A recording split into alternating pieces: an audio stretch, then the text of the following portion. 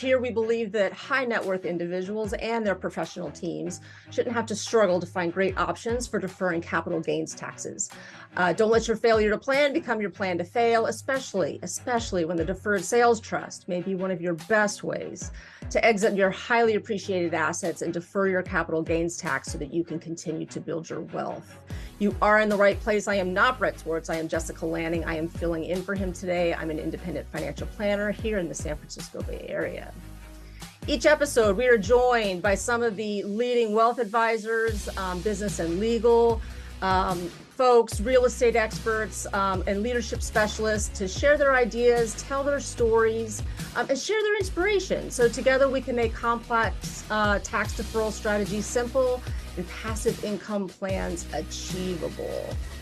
Our next guest has been a certified financial planner for over 20 years. He's from Lowell, Arkansas, and the founder of Lighthouse Financial, a team of over 20 members, which serves clients across the country. He is a father of three, and when he's not working, he enjoys golf, water skiing, and like me, enjoys snow skiing. So maybe we can just talk about whether or not we're going to get any good snow this winter. Please welcome Lance Belline to the podcast. Welcome, Lance. Good to have you here. Thank you, Jessica. Glad to be here. Please tell us a little bit about you and your story so that our listeners can get to know you a little bit better. How'd you come to become a financial planner, and what are you doing these days? Yeah, I would say it was probably a little bit more divine intervention how I got into the industry. It's not like I was growing up thinking I was going to become a financial planner. Right? I really had no idea what I was going to do. I'm always admire some young adults when they kind of know what they want to do in life. At age 15 or 18. And so I was not one of them. So I didn't necessarily have the best grades graduating college. I didn't network necessarily the best. And so I found the interviews I would be in sales positions of some sort. And so one of those was to be a financial advisor. I didn't really know what that was, I would say. So that's how I got started in the industry. And, by just very fortunate that I was able to survive. And then, that later evolved where I became, a certified financial planner, and then later ended up starting my own firm. And, it is what it is today. So it's been a neat ride. Nice. And what's your current focus these days? Who's your core client base? Generally speaking, they're higher income and a little higher net worth individuals that are 80% probably are corporate executives. So being in Northwest Arkansas, we're fortunate to have Walmart is in our backyard, and then Tyson Foods and JB Hunt Trucking. So, and then the remaining 20% of our clientele are small business owners. Very nice. So I also want to have you expound upon what you believe your special gifts are in either running your business or working with your clients. I believe that we all have intrinsic gifts that we bring as humans on the planet. And what are yours? What are your superpowers? Well, I say my purpose in life really is to give people financial peace of mind and give them clarity regarding how they're going to accomplish their goals. I think there's enough in life that can cause stress, and I'd like to eliminate some of the financial stress that sometimes families have as far as, that they incur. And so I'd like to be able to remove that from the table so they can focus on what's important in their life as far as their family and other things. And then, our niche, came about around when I was 37. I formed a mastermind group of just other financial planners like yourself. And, say, hey, let's share best practices, ideas, concepts. And so that was when I kind of had an aha experience as far as a person from Seattle, Washington. His name is Rich Stewart. And he said, we need to think strategically about the distribution options or strategies when people are accumulating their wealth versus waiting until they actually get to retirement age. And it was something I never had thought of before. I was just typically doing, what I think most good planners do is just helping people save and invest so they accumulate enough to be financially independent or to put their children through college. And so I wasn't thinking about the distribution strategies, at that time. And so, that's kind of our niche now is helping people pay less taxes during their retirement years. Got it. And look, Financial planners, we all, like, 'cause I'm a financial planner as well, right? We Mhm. all provide those services for our clients, but really Yeah. our clients choose us for who we are Mhm. and what gifts we bring, right? So what are those for you? Like, I see leadership in you. Like, no, not everybody just runs a firm. Not everybody has those aha moments and pays attention. So what do you see as your gifts? What are your unique abilities? Yeah, I pride myself on trying to communicate in a way that people understand, right? I'd want to, be simple. So if they understand it, then they have confidence. And if they understand it, then they can act on that. So I try to stay away from the financial jargons that, sometimes we can get caught up in doing. So I feel the way I communicate often relates well with individuals, and I pride myself on that. Got it. So just being a good communicator and an Mhm. educator, I imagine too. Yes. Being a behavioral counselor, I would say, is Ah, what I feel I try to focus on as well. got it. Yeah, I make a joke often that I practice the unlicensed practice of marriage and family therapy in my office. Yes, can totally Exactly. relate. Yeah, right. You get it. I knew you would. So the topic for today's show is more wealth, less taxes. I know you Mhm. want to talk a little bit more about the distribution phase and how people manage their taxes during their accumulation phase, so that they're prepared to do that when they are then in the distribution phase. So I'm gonna let you take it from here. Talk to us. What's your focus? How does that relate? And by the way, when you're doing this, let's get out of the jargon. What is accumulation phase and what the heck is distribution phase? That's so Go. true. Yeah. So, in short, what I'm trying to do during when people are receiving income during their retirement years, they're no longer working, no longer have a W-2, or no longer have self-employment income. We can try to paint a picture that looks like something like this. Give them, let's say, $120,000 of income, as an example, and they pay less than $2,000 in taxes. Or another, concept is give them, let's say, just over $109,000 of income and they pay no taxes.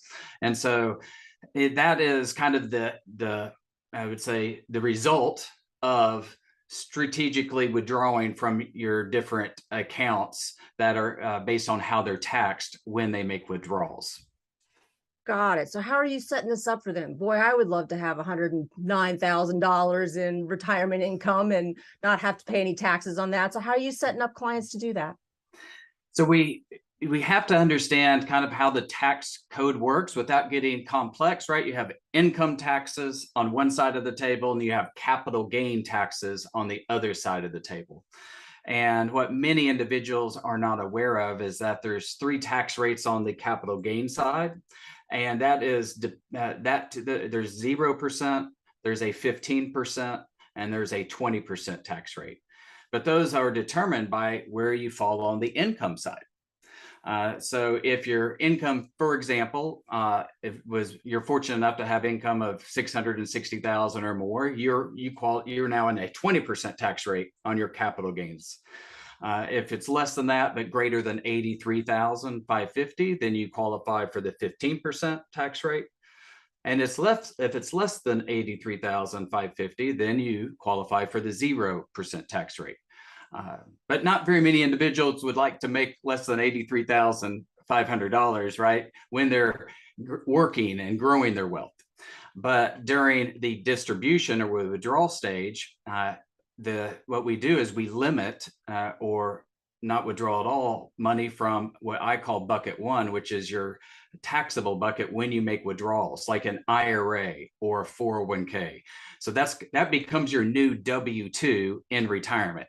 And so if we, for instance, don't take money from that, which we have, right, as you know, until age 72 before we are forced to withdraw from that category, then we have no W-2 income, or we have no taxable income. And so then that's why we get the 0% tax rate. So from what I call your bucket two money, which is money that you had excess money and you invested it in stocks, bonds, or mutual funds, and hopefully you've made gains over the years, and then you can trigger those gains, and then those get taxed at 0% up to $83,550.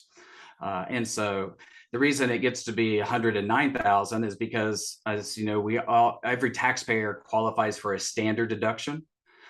Even if they don't give monies to charities, and that standard deduction allows individuals to take 109,000 minus 25,950, and that gets you below the 83,550. And so all of that gets taxed at 0%. And so that's kind of the concept. And then the other monies, if people want more income than that, then hopefully they've accumulated some wealth in that, what I call your tax-free bucket, which is a Roth IRA, that got introduced in 1996, or a Roth 401k, and cash value life insurance is another category, or health savings account. So then we can get income from that category, and it's not reportable as income. So kind of taking monies from buckets 2 and buckets 3 in retirement is how we lower the amount of taxes that individual pays during their retirement years. Got it. So let's just clarify a couple things for our listeners, just so they make sure that they're following, because people are going to have to pull money off of their 401ks or their IRAs at some point in time. Yeah. And so what you're doing is managing the amount of money you're taking off of those accounts so that you're reaching those particular tax thresholds, and therefore lowering the taxes on another bucket of money, which is the capital gains taxes. Explain for people capital gains taxes. Like, what's the difference between 401k taxes and capital gains taxes? Why does this matter? Yeah, so 401k taxes, or in retirement, is in essence, the best way I can explain it is your new W-2. It gets taxed as income. Taxes like you were, as if you had earned it. Yes, as if you earned it. And so that is that's what the federal government kind of focuses on to decide how much your capital gains tax rate is going to be, right? Is it 0%, 15%, or 20%? So obviously people would like to have the 0% rate, right? And it just doesn't happen very often. They were not aware of it because, again, while they are working and making money, generally they were making more than that 15% income limit of 83,550. That's in today's dollars. So a lot of times, like you said, what we try to do is like, what if an idea is, how do we get money out of an IRA tax-free? Normally, you would say that's not possible. But again, if we take out the 25,900, which is your standard deduction. So if we take out that from the IRA, we then subtract the standard deduction, it brings your taxable income to 0. And so during those years up until age 72, we're definitely going to withdraw at least what's equal to the standard deduction, so we can get money out of that taxable bracket up to retirement. Up to age 72. And talk a little bit about the power of that third bucket and the Roth IRA or Roth 401k, and how this supplements income for people as well. Yeah, it'd be awesome. I'm not there yet, but when you can withdraw money or receive money from an account and you don't have to report it as income, or you don't have to pay taxes on it, it'd be amazing. I look forward to be able to get there in that place. But what's interesting also about that category is it's also not taxed, right, to our next generation, right, to our children.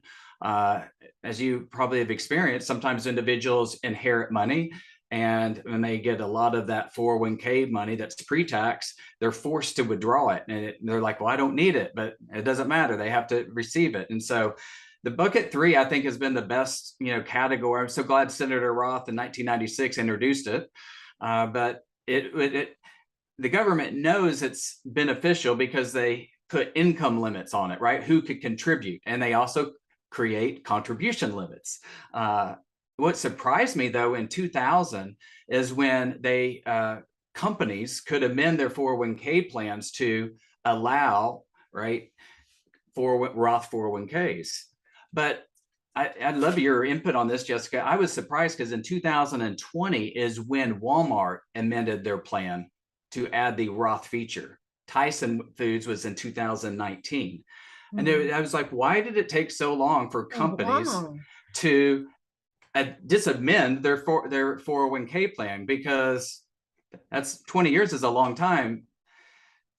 as you know, there's no income limits, right? It doesn't matter what your income is, you can contribute, and the contribution limit is greater. So I find a lot of individuals don't have as much wealth accumulated in that tax-free bucket because, one, it started late 1996. Then there was contribution limits, income limits, and it's and then cash value life insurance. We could probably, if we had 5 of us in the room, maybe you'd have 1 or 2 go, yeah, others didn't know. So, it's interesting, but we're trying to help people like think strategically now, since it's more equitable and they have access to it through their 401ks, then they can start accumulating money in that tax-free bucket. Yeah, I don't understand why companies took so long to do that, because at the end of the day, their match goes into a traditional 401k. Yeah. So they're getting the deduction. Why would you not provide that benefit to your employees? I totally hear you about that. It seems like, boy, that's late to the game to change it in 2019 and 2020. Yeah. Why not do it sooner? Absolutely. I'm gonna let you hit this softball question too. Look, why reduce taxes? Seems like in retirement, you're going to be making less income. Isn't that the story that I always hear? Contribute to my 401k when I'm in my highest earning years, and then I'm not going to pay less in taxes in my, retirement years. If I buy into that story, what's the big deal about taxes? Well, I'm not have a crystal ball, but my simple mind says that, and if you research this, your listeners can Google, right, federal historical tax rates. We actually, over the last 15 to 20 years, have been in a very low tax rate environment. Many people aren't aware that we've had a 90% tax rate in our history, a 70% tax rate, 50% in the 1980s. So I feel like if we diversify how our wealth is taxed in the retirement years, we're not dependent upon what the government tax rates are going to be 10, 15, 20 years from now, which with our federal deficit, many government programs being not very solvent, my simple mind says the government's going to need to raise revenue, and they're going to raise revenue through taxes. They could also decrease expenses, but politicians generally do not like to do that. So I just want to try to help people and myself get control of what tax rate I pay, versus right now I don't have that. Right, I'm told what I'm going to pay because of the way the tax code is written. Yeah, I think people often too don't see how much they're paying in taxes, particularly if they're a W-2 employee, because all that money's taken out right before their paycheck lands in their bank account. And when they become retirees, they become acutely aware because now they have to write those checks themselves. And if you can lower that tax, in the line items of your budget, if you lower the taxes, you got more money to buy milk, metaphorically speaking. So yeah, I hear you about that. We do here at the Capital Gains, Tax Solutions, we are focused on really helping people who have highly appreciated assets to be able to defer those capital gains when they are able to, or when they want to exit those particular assets, whether it's real estate or it's cryptocurrency, art collections, a business, right? Those are big ones for us too. So we're doing very similar things here, where we are just really trying to focus on how do you really get that line item of taxes as small as possible, so you've got more money to enjoy your life, because isn't that really what it's all about anyway, right? Enjoying life. Really living our gifts here on the planet. And you can always learn more about that at capitalgainstaxsolutions.com. You're also welcome to find me at jessicalanning.com. And for our listeners who are listening, would you please tell them how they can get a hold of you? My website is Lance Belline, BELLINE.com. And that will have the link also for the book that I have coming out in November. And they can do a pre-order if they'd like. And there's some other resources on that website as well to kind of help individuals like, well, how much do I currently have in each bucket? And based on how I'm saving, what is it going to look like 10 or 15 years down the road? And so that's how they can get a hold of me is lancebelline.com. You want to spell out Belline for them? BELLINE. Very good. And what's the book about? Tell us about that just briefly. Yeah, well, it's just thinking of concepts and strategies to help people accumulate more wealth and pay less taxes over their lifetime.